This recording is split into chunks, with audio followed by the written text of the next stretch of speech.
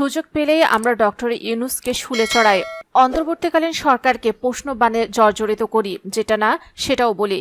কিন্তু বিগত 7 মাসে 200-র অধিক আন্দোলন আর হঠাৎ করে সকল ক্ষেত্রে তীব্র বৈষম্য অনুভূত হওয়া জাতিকে নিয়ে তিনি যে কাজগুলো করেছেন সেগুলোর জন্য তার প্রতি কৃতজ্ঞতা জানানোটাও জরুরি।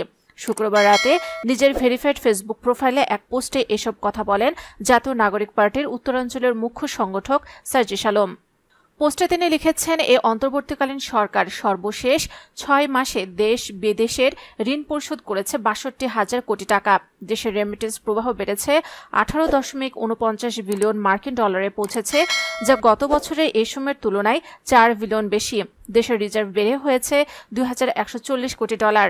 সার্জিস আলম লিখেছেন, এই রমজানে খাদ্যপণ্যের দাম বাড়ার আশঙ্কাকে আশ্চর্যজনকভাবে হ্যান্ডেল করেছেন ইন্টারিম সরকার। হাসিনা ও তার পরিবারের অ্যাকাউন্ট থেকে উদ্ধার করেছেন 635 কোটি টাকা। দেশের খাদ্যপণ্য ভর্তুকি বেড়েছে প্রায় 12%। গত 22 মাসের তুলনায় সর্বনিম্ন মুদ্রাস্ফীতি হয়েছে এই ফেব্রুয়ারিতে। ধর্ষণের তদন্ত 15 দিন এবং বিচার 90 দিনের মধ্যে করার সিদ্ধান্ত হয়েছে। আওয়ামী আমলের অর্থনৈতিক কেলেঙ্কারির কারণে বাফুফের ওপর ফিফা নিষেধাজ্ঞা দিয়েছিল। বাফুফের ওপর সেই নিষেধাজ্ঞা তুলে নিয়েছে ফিফা। সরকারি চাকরিতে প্রবেশের বয়স 30 থেকে 32 করা হয়েছে।